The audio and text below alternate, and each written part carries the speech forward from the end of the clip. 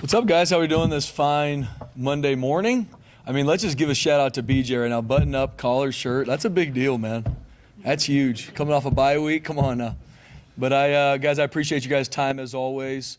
Fired up to be at home on the blue, and I know our team is. Cannot wait to see Bronco Nation this Saturday night.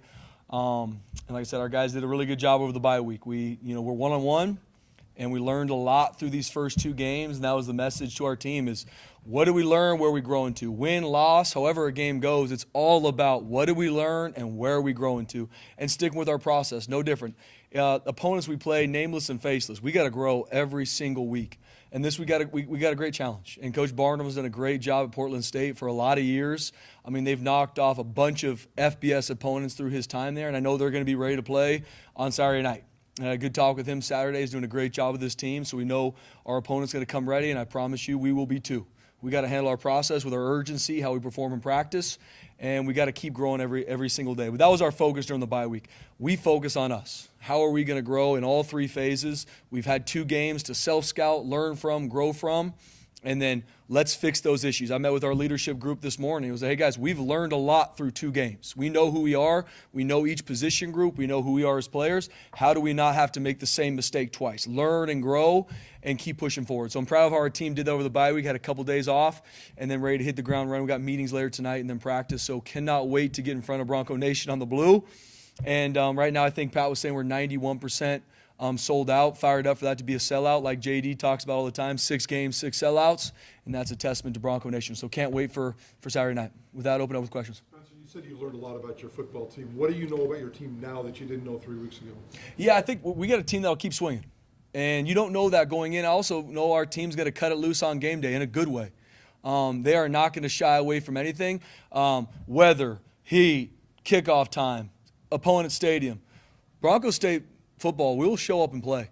Now, there's still a lot of in there that we got to clean up. That does not equal success, but I'm proud of how our team, I know they're going to cut it loose. I know they're going to swing to the final minute, and I'm proud of them with it. With that, there's a lot of things to clean up in there. The 3 things I talked about it last week, I think when we were talking, Prater, is our urgency in everything we do, our practice performance, and blotting out the outside noise. Those are the 3 things I'm going to talk to our team about last week. I'm going to talk to them again because that's huge.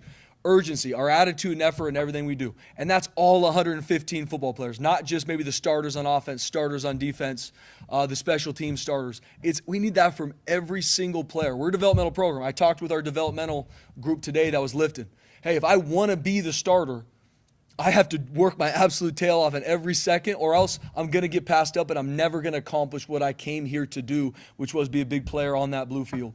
And so learned a lot about our team. Now my 3 focuses from a whole program standpoint is everything we do, our urgency is through the roof. We perform in practice. Not coach, I'll get to it on Saturday night, I promise you. We perform in practice at Boise State, and we got to cut the outside noise. And that's hard to do. Right now, so much social media, families, coaches telling you, it could be pats on the back. And the more pats on the back you get, little by little, that chip starts to get knocked off. And there might be negativity out there too. Also, it doesn't move the needle. We have a great opponent coming to Boise, Idaho Saturday night, and we got to handle business from Monday to kickoff to earn the right to win. Any concern, I guess, with the sickness that those players had on the other team just playing this game? Or? Yeah, BJ, I mean, I trust, obviously, our doctors. I trust their doctors. Had a great chat with their head coach about all the protocols they're using in us, and so, no, I'm not concerned. This is the first time we've got to talk to you since last week's big news. Just was going to the Pac-12 mean for the future of your program? Yeah, it's huge. I mean, and that's a testament to JD, Dr. Trump, their leadership pushing us forward. It's obviously been something that's been talked about in Boise, Idaho for a long time, kind of making this jump to a different conference. And so excited for the future. July 1st, 2026, when that comes, it's going to be huge for recruiting. It's going to be just, a big deal in a lot of factors.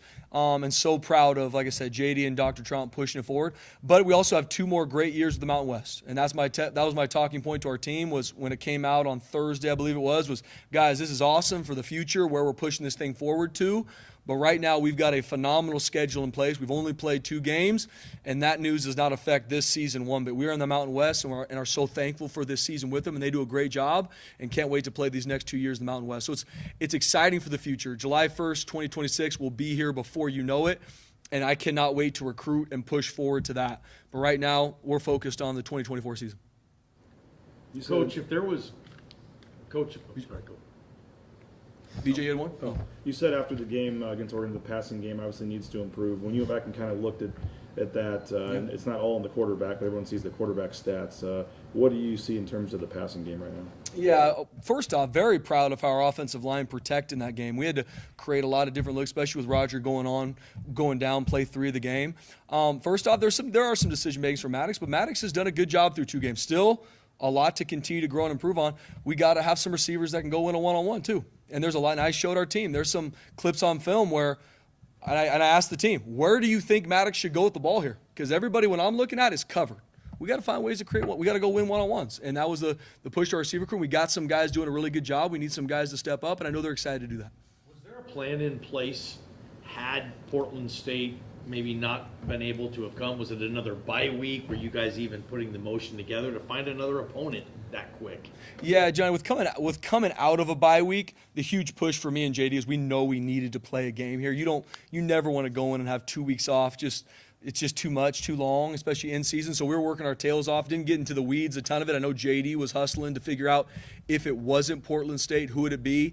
But quickly, through a lot of different conversations, me and JD, we knew that we were going to be in a good place to be able to play the game. Spencer, is there a decision to make between Malachi and Mike Dog for this week, or are you guys going into this weekend with Madison as a quarterback? Say that one more time. What was your first part?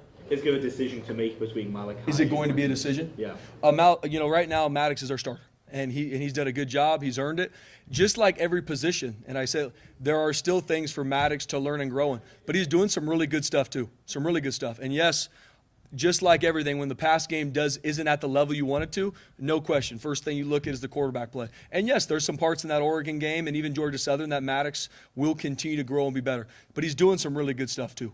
And right now, he is our starter. Malachi is going to keep working his tail off to grow, and he'll be ready when his opportunity comes. When that is, I do not know. Maddox Madsen's our starter. Is there anything you can say about Mason or Roger? Is there anything long-term on their status? Or? Yeah, right now they're not going to be available this weekend, and we're still kind of working through a beach on a timing on both of them, but right now they won't be available this weekend. Zach Holmes to just kind of step in and get his first career start.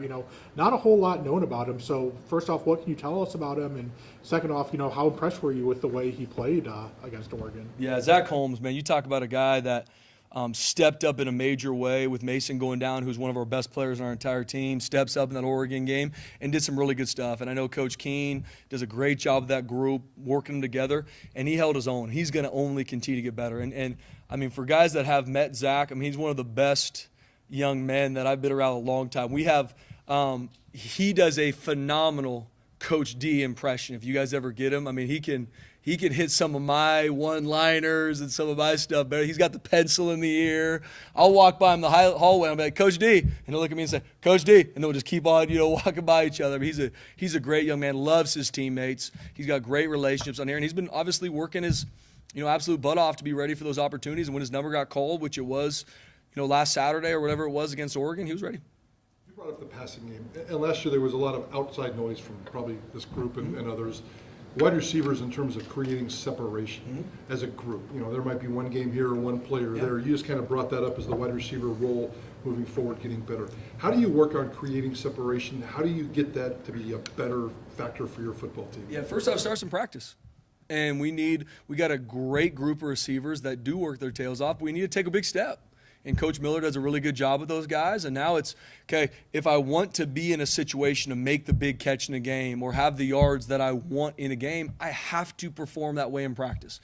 If I can't make that catch or create separation in practice, as a coach, I cannot put you in that situation. And that's my message to the receivers and anybody else on our team. With 115 guys on a football team, there's a lot of guys that want more reps, special teams, offense, defense, receivers, want the ball more. You have to perform in practice. And guys that do that will get opportunities. And then what they do with that opportunity on Saturday night will either turn into more opportunities or less. But that's where I look to everything. It's all about what I do in practice. That gives you and earns you the right to have an opportunity to do in the game. And then at that point, we evaluate the game to see where we're going from there. Good question. You said from Alex Madsen there's room to improve, room to grow. Just what are you looking for specifically from him this week and going forward?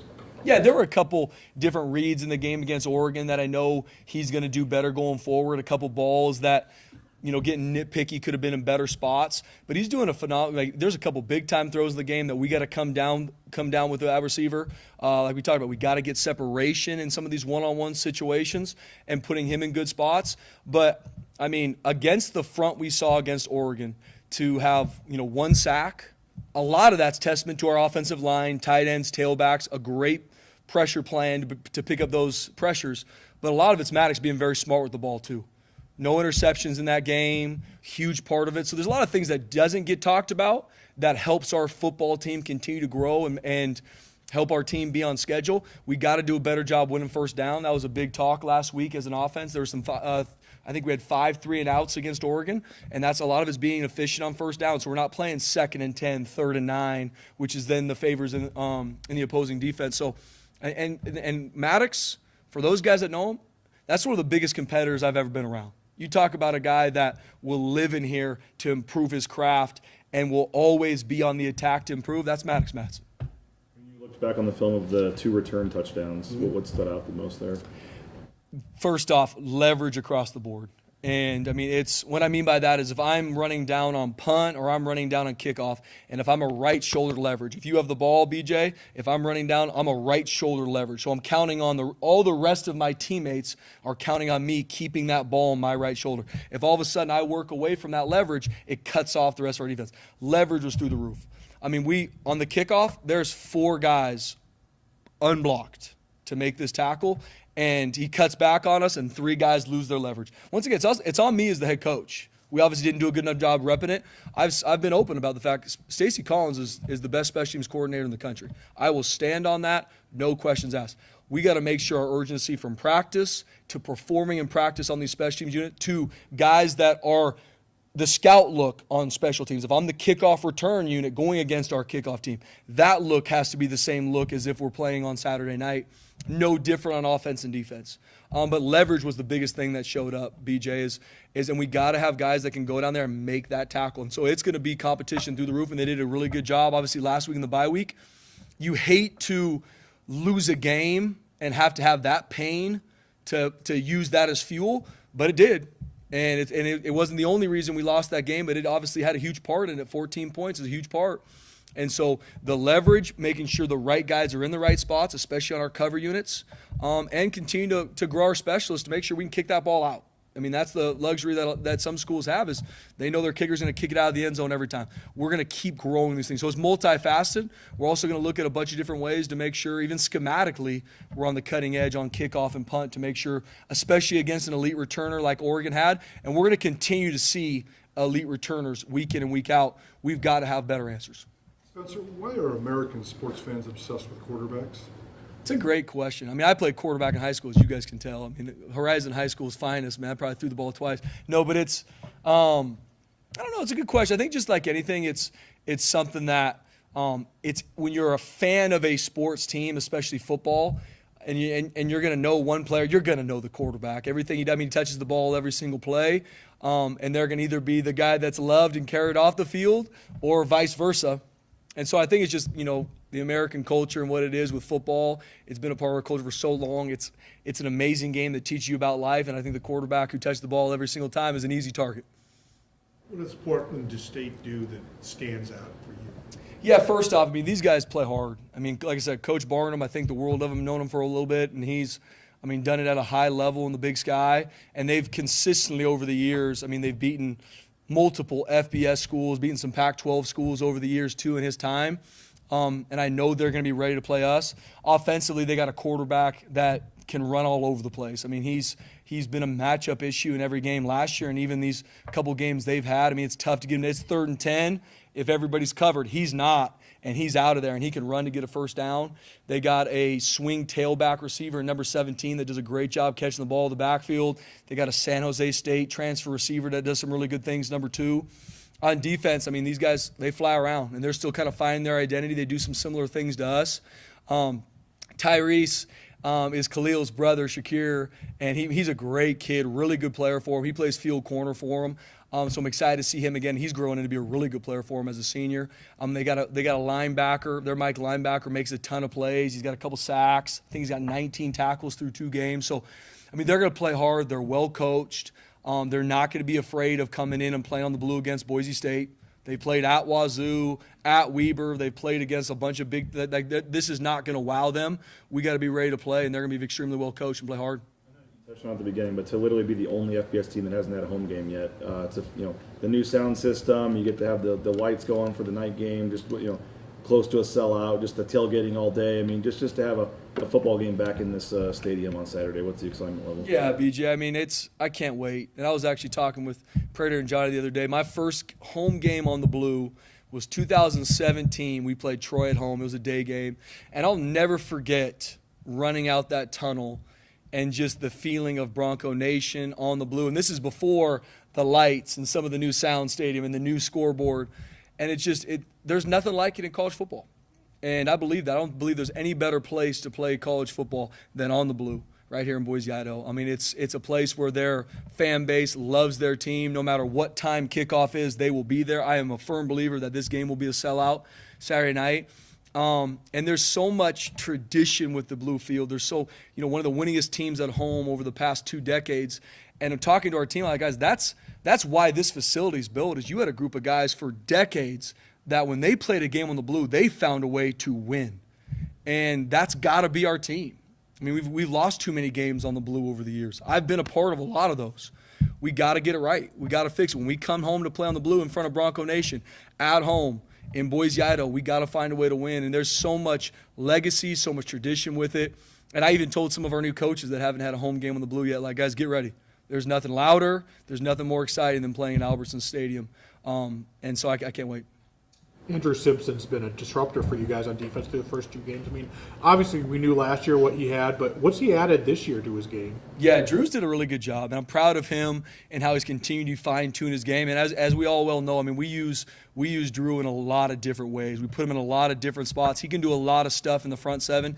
Like I've talked, he's one of the best blitzing linebackers we've had here. And he's even been able to fine-tune his tool belt to where it's not just some of the chaos he's creating with the blitzes, but he's also his read and react skills, his plays in coverage. Like, he's done a really good job through 2 games. I'm excited for him to even take another big step. He plays in a bunch of different roles.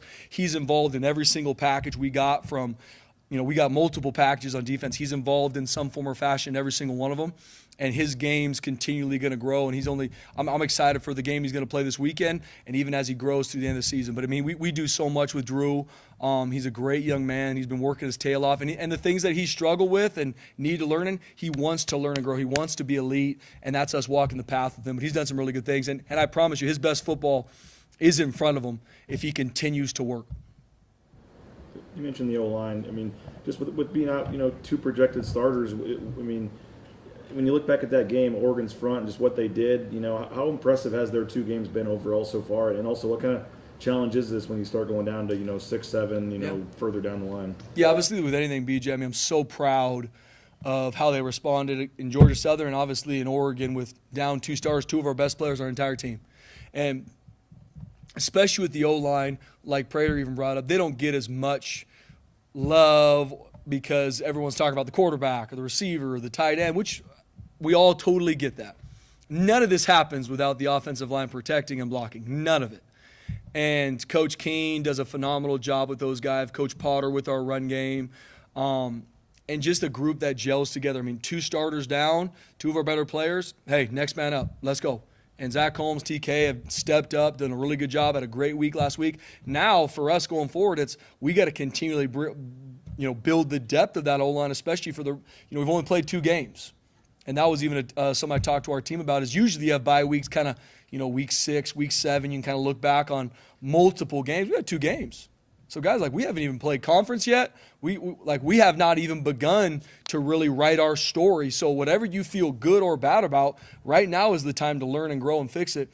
But 2 games in with our offensive line, with the starters we have down, proud of how they've gelled together, BJ, proud of how they competed. And I know they're going to continue to get better as the year goes. We got to continue to build depth, though, and especially in the interior of our offensive line, because you just never know how that's going to go.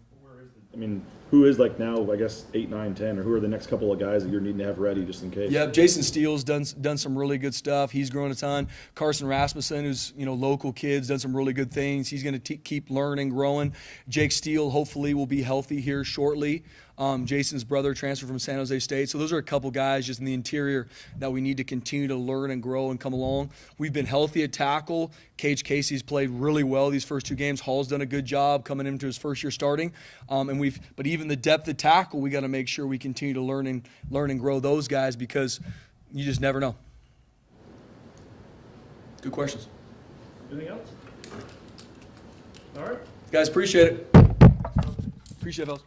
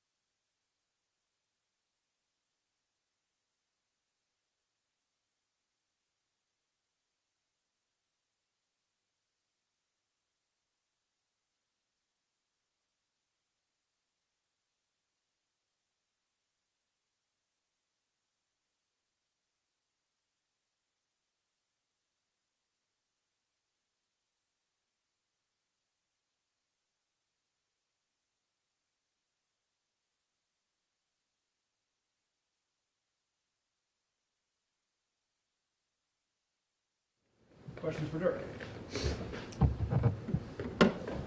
In terms of the passing game, Spencer said it's got to be better, but it's not one person; it's the whole passing game as a whole. What do you see when you went back and looked at the tape from the Oregon game? Yeah, a lot of stuff on that. We gotta have better scheme. We gotta have better design. The passing game is a combination of a lot of things: scheme and design, protection, separation, timing, decision making by the quarterback. And we had different passes where any combination of those things weren't quite right. We got a couple that just weren't very good calls by the officials either. But those are all things that we have to make them right. We have to get better in that area.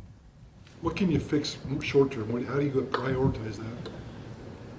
Well, at different times it has all been fixed. It just weren't. They didn't all come together on that night against that defense. But they're not all broken at the same time. They're all interchangeable. So, I mean, it's not. It wasn't what it needed to be in that game on that night. But I'm really not that worried about it long term. The receivers in terms of getting separation and trying to win the one-on-one matchups and stuff too. What have you seen from them there in 2 games? Yeah, we need to do better. I mean, we did fine in the Georgia Southern game. We need to do better than in the Oregon, but that's just one part of it.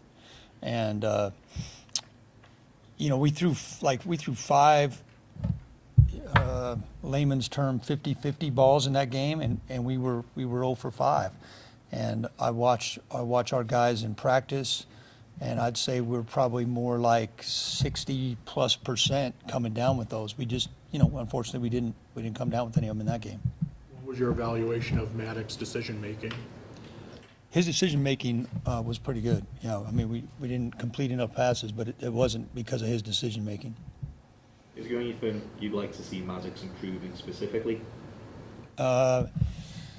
Maddox,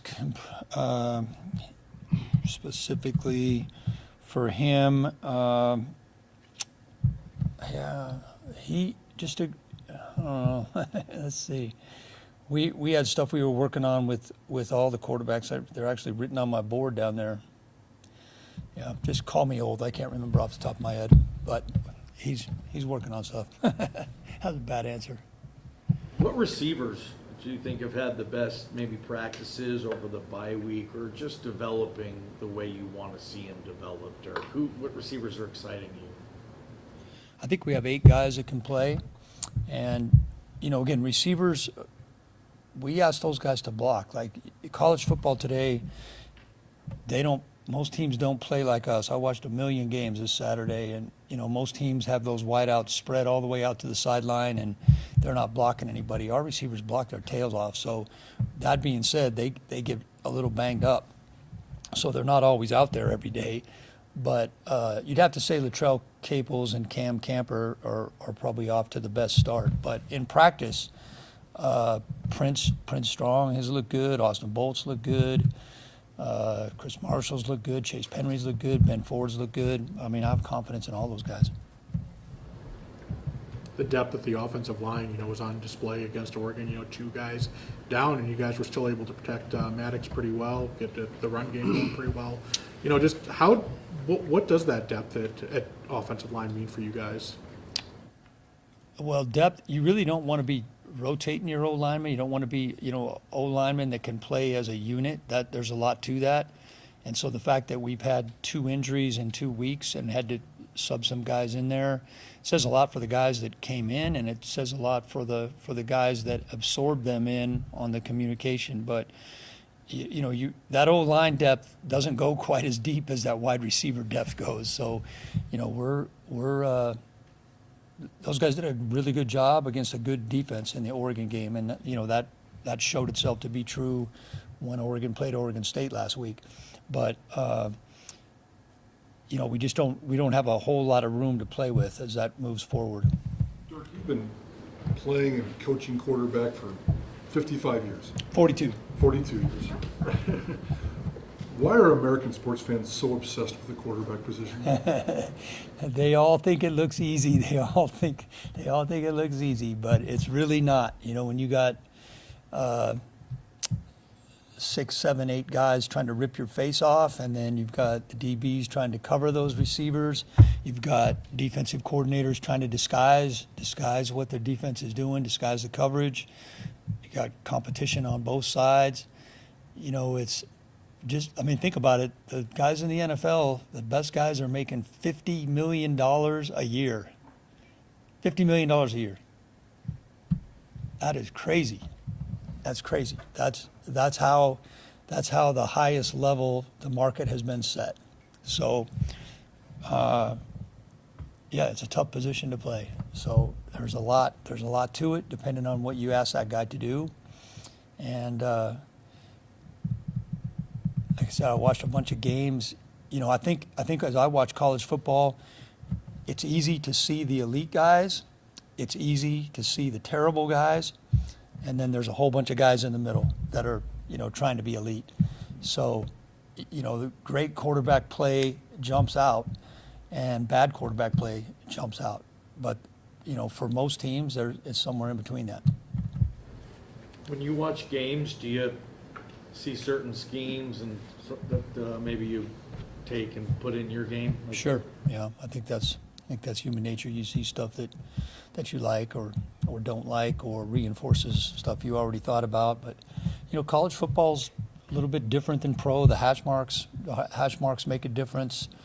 The officiating makes a difference. You know, like the NFL, they don't let those DBs touch those receivers past 5 yards. In college, man, they maul the hell out of the receivers, and it doesn't get called very much. That's been a big adjustment for me. What do you see from Portland State's defense?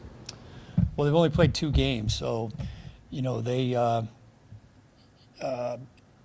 contrasting styles. You know, they play Weber last week, who's probably closer schematically to what we do as an offense, a run-first offense, and then they play Wazoo, who really spread them out and really hit a lot of big plays on them. I think Portland State's defense plays hard, and I think they play downhill. They try to get their safeties involved in the run game, which, you know, against us, I'm sure that'll be something that they want to do to try to get extra bodies in the box. Pros and cons of Ashton Genty resting for 2 weeks, healing up his body, but he was on a roll in the timing of what he was doing. Yeah, I think it was pretty early to have a bye week. Nobody controls that. I mean, you know, there's 2 bye weeks this year. It is what it is. I think that second one will be a lot more valuable for us than the first one. I think all of us would have rather keep playing. As far as him being on a roll, I think he's going to always be on a roll as long as he's healthy. I don't think there's anything going to change that too much. Anything else? All right. Have a good day. Thanks, Coach.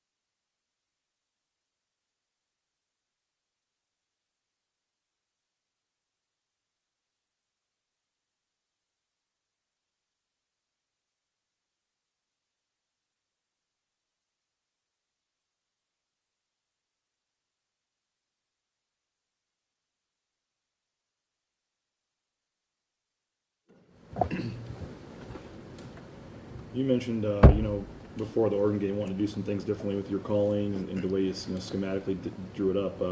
When you were back and kind of self-scouted, I guess, were you pleased with how things went against Oregon?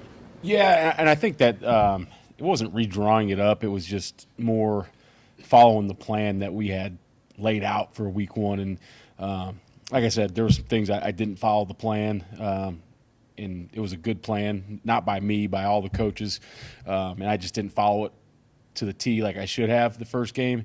Second game, I followed what we wanted to do that game. Not that it was the same, but followed the plan a little better. Obviously, there's calls you wish you could have back, but I thought that, you know, the plan that our coaches laid out there was a very good one, and I did a better job following it. What were the emphases last week for the bye week? What did you want to make sure you cleaned up? A couple things in particular? Yeah, I think, well, you know, Oregon gave us a little bit more formation into the sideline, into the boundary, and a little bit more unbalanced than they had shown on film or we had seen. So we wanted to make sure to really clean those run fits up. We wanted to clean up some things that we did not only from that Oregon game but also game one. From here on out, it's going to be about us getting better at what we do. We're going to play a lot of quality opponents. Got a game plan each one of them accordingly, but we're going to have to continue to get better at the things we do. We're going to have to continue to work tackling. We're going to have to continue to work leverage. We're going to have to continue to work, excuse me, the takeaway circuit. That's becoming profitable for us, but we need to keep cleaning that up. We're just asking Spencer about Drew Simpson. He said, you know, the way he started this season, if he keeps playing this way, his best football is ahead of him. You know, just how dominant can he be for your defense? Yeah, you know, I think Drew can be as good as he wants to be. Drew has an unbelievable skill set. He can do a lot of different things. You've all seen him rush the passer in the last few weeks. He's playing well in coverage. He's really forcing the fumble well right now. It's all going to be on up to how Drew wants to handle his day-to-day and how much, you know, extra film time he wants to get, and how he just operates on a day-to-day basis, because he has all the talent in the world. And he's a really good football player. He's a great guy to be around. It's kind of in his hands right now on where he wants to take this thing. A lot of the talk after the Oregon game was like Spencer and some of the guys felt the defense was close, and just close to really having everything click. I mean, do you feel like with what you've seen, the progress from week 1 to week 2 and then this bye week, that you guys are really close to kind of locking this thing in? Yeah, I guess. I mean, how close, I don't know. We played much better in week 2. There's no doubt about that, but I still think we have a ways to go. You know, there was things that we did really well in week 2, and there was also times where we could have went out there and flat shut the game down. That's a good offense. It's a good football team and all those kind of things. But if you want to be the kind of team that, you know, people are talking about that we want to be, then I think that you got to go out and shut the game down at certain times. And I think this group's capable of that. So I think we have a ways to go yet. I think, you know, we're getting closer. We'll put it that way. Coach, how impactful was it to lose Alexander Tubner to the targeting call, and how excited are you to have him back this week?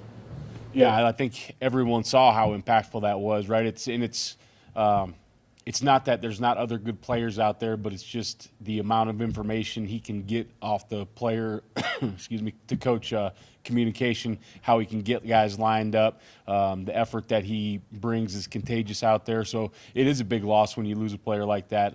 So really excited to have him back. And, you know, that kind of thing happens, though, in college football. So we got to be ready for the next guy up, and we've got to do a better job of getting the next guys prepared. Does that make it worse when they come back and say, yeah, it shouldn't have been targeting? I mean, no, I don't know. I mean, there's so much of the things that get called that come back and say, well, sorry, it should have been. I mean, I'm glad that they came back and said there's no suspension, but I'm kind of on to the next deal at that point. Coach, going from the Georgia Southern O-line to probably more talented Oregon offensive line, how do you think the D-line handled that, talent transition? Yeah, I thought the defensive front played really well against Oregon. I thought we were physical. I thought they executed at the times. I thought they were able to get some good things going in the pass rush. So happy with how the defensive front played against Oregon. And then, just like the whole team played much better versus Oregon. I didn't think any specific group we had played great against Georgia Southern, but I thought they really made a big jump in week 2, and I thought that defensive front played some really good football against a good football team. You look at Portland State on tape, what do you see out of their offense? Yeah, Coach Barham's been there a long time, and he's done a fantastic job with this group.